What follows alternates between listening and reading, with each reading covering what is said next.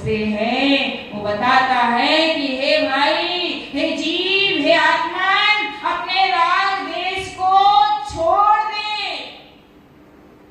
जब तक ये राग देश नहीं छूटेगा तब तक तेरे जीवन में सफलता आने वाली नहीं है, सम्यक दृष्टि बनने वाला नहीं है। एक शल्य थी भरत बाहुबली के बीच में और वो सल खत्म हुई तो ही उनको केवल ज्ञान की प्राप्ति हुई।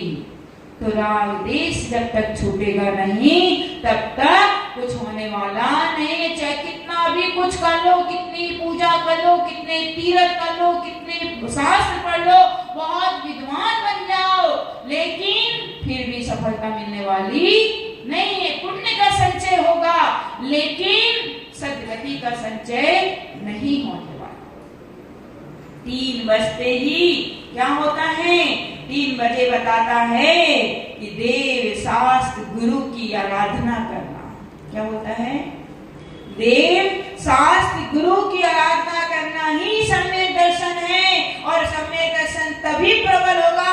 आप नींबू की शिकंजी बनाते हैं और नींबू और पानी डाल दें तो वो क्या शिकंजी कहलाएगी? क्या नहीं कहलाएगी। आपको शक्कर ऐड करना पड़ेगा तब ये शिकंजी कहलाएगी। अगर नींबू और शक्कर डाल दिया और पानी नहीं डाला तो क्या शिकंजी कहलाएगी? क्या नहीं कहलाएगी। अगर पानी और शक्कर डाल दिया तब भी शिकंजी कहलाएगी? क्या नहीं कहलाएगी।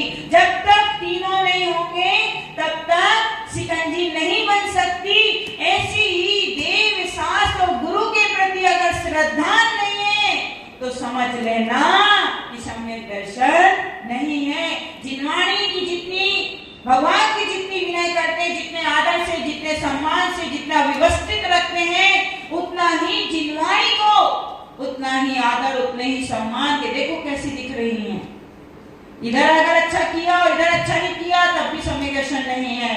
और इधर भी अच्छा किया लेकिन गुरुओं का सम्मान आदर नहीं किया, उनका रख रखाव अच्छे से नहीं किया तो भी आपका सम्यक दर्शन नहीं है।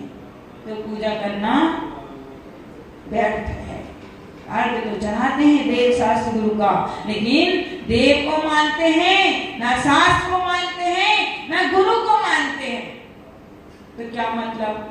4 बजते ही बताता है कि हे जीव, हे आत्मन, हे परमात्मा, ये चारों कसाइयों से परे हो जा। क्रोध, मान, माया, लोभ, ये चारों कसाइयां तुझे अधोगति की ओर ले जाने वाली हैं। ये तुझे सद्गति का पात्र नहीं बनाने वाली। क्रोधी जीव हमेशा अपने जीवन में नुकसान करता है, अपने परिवार को त्रास देता है। क्रोध में व्यक्ति हैवान हो जाया करता है। क्रोध में व्यक्ति की बुद्धि ठस्सा हो जाया करती है। क्रोध में व्यक्ति अपना सर्वस्व नष्ट कर देता है। क्रोध में व्यक्ति अपना न पराया देखता है। क्रोध में व्यक्ति न छोटा न बड़ा देखता है। उसे हैवान की दृष्टि से देखा जाता है। जिस व्यक्ति को क्रोध आता है, आप देखो, एक शब्द बोलो नहीं कि वो 36 फीट ऊपर जाता है। एक शब्द बोला नहीं, जरा सा कोई टकरा गया तो आप देखो कि उसके चेहरे की बनावट बदल जाती है। चेहरा लाल बम हो जाता है। उसके भावों का परिणामों में इतनी विकृत आ जाती है, आंखें लाल हो जाती, मुंह तमतमाता हो जाता है।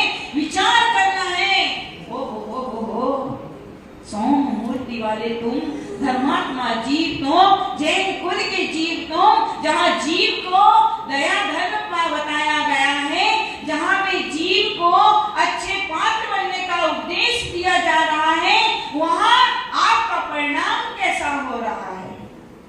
सम्यता आना चाहिए, निर्मलता आना चाहिए, आपके अंदर दया धर्म आना चाहिए, आपके अंदर अपनी शत्रुता को खत्म करना चाहिए। ये क्रोध आपका शत्रु है, ये आपके जीवन से अच्छे गुणों को छीन लेगा। एक ही गुण जीव को नष्ट कर देता है और एक ही गुण जीव को कहां से कहां पहुंचा दिया करता है। 5 बजते ही कहता है, जब 5 बजते हैं, घड़ी देखते हैं 5 बज गए, तो 5 बजते ही कहता है कि 5 इंद्रियों पर बस कर लो। देखो आपके यहाँ दीदियां आई हैं, है ना, दीक्षार्थी आया है। आप विचार करो ये दीक्षार्थी कैसे बना। इन्होंने अपनी पांचों इंद्रियों को वश में किया, सब पे कंट्रोल किया, अच्छे अच्छे वस्त्रों का त्याग किया, अच्छी अच्छी चीजों का त्याग किया, बाहर की भौतिक चीजों का त्याग किया, संयम को धारण किया और आज पूज्यता को प्राप्त होने का समय आ गया। कुछ करके तो देखो आप कहां से कहां पहुंच जाएंगे। कल अनंत भवों का सुख की तैयारी हो गई। अनंत भवों तक अपने जीवन को सफल करने का रास्ता पकड़ लिया। धीरे धीरे ही सही कहीं ना कहीं तो पहुंच जाएंगे, लेकिन रास्ता अगर सही होगा तो पहुंच जाएंगे। चकना बकना है, आंखों से क्या क्या देखते हैं। किसी भी लेडीज को देखा तो वाह मेरी पत्नी इतनी सुंदर होती तो अच्छा होता, गोरी होती तो अच्छा होता, काली होती तो अच्छा। अरे क्या देखना काला और गोरा, भी सब लोग बोलते हैं गोरी लड़की चाहिए, गोरी बीवी चाहिए, अच्छी बहू चाहिए, ये चाहिए वो चाहिए। अगर तुम्हारी लड़की काली पैदा हो गई तो फिर तो सामने वाला भी बोलेगा नमक पानी दे। फिर काली हो गई तो शादी करने का विचार ही छोड़ दो, यहाँ जाओ हमारे पास भर्ती करो। विचार करना है आपको, हर एक चीज आपको बताती है।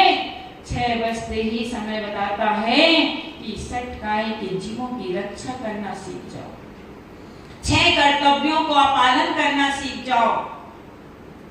7 बजते ही कहता है कि सत्य व्यसनों से मुक्त होने का रास्ता ढूंढ लो। 8 बजते ही बोलते हैं कि 8 कर्मों को नष्ट करना है तो अपने जीवन में समय सार से चलना सीख जाइए, समय सार रूप हो जाइए। 9 बजते ही 9 कसायों का समन होना चाहिए। 10 बजते ही 10 धर्म में अपनी अटूट श्रद्धा, अगर एक धर्म भी अगर आपके अंदर आ गया, मैं आपको गारंटी देती हूँ आप अच्छी गति के पात्र बन ही जाओगे। कहीं ना कहीं रास्ता आपको मिल ही जाएगा।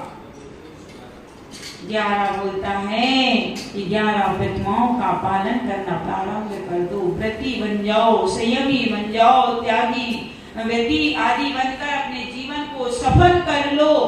कुछ प्रतिमा ले लो, पति नहीं है, बच्चे नहीं है, बहू नहीं है, बेटे नहीं है, फिर भी घर में जमे हैं दही की समान, पत्थर के समान, आगे कोई नहीं पीछे कोई नहीं, मरने के बाद घर तो किसी ना किसी को मिलने वाला है।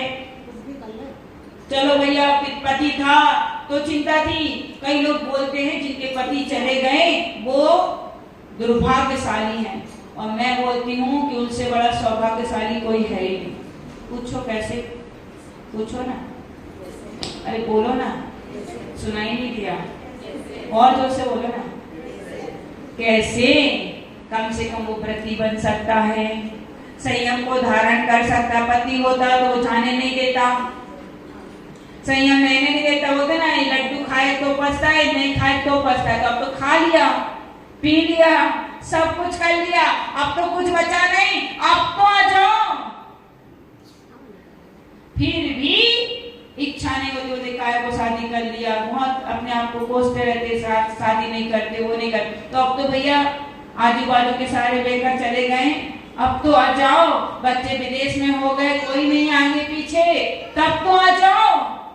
तब भी आने का भाव नहीं है। और 12 बजते ही 12 व्रतों को अगर धारण कर लिया तो समझ लेना आपका घड़ी देखना, बोलो ना, सार्थक हो गया। व्रतों को धारण करने से सद्गति की प्राप्ति होती है। व्रतों को पालन करने से अच्छे परमाणु आया करते हैं। व्रतों को पालन करने से अनंत अनंत भाव हमारे स्वर्ग आया करते हैं। और एक दिन ऐसा आता है कि कुछ भवों में, कुछ समय में हम मुक्ति को प्राप्त हो जाया करते, क्योंकि अभ्यास संस्कार जो होते हैं, अच्छे संस्कार भी भव तक जाते हैं और बुरे संस्कार भी भव तक। आज हम लोग आप लोगों के बीच में दिख रहे हैं, ये आज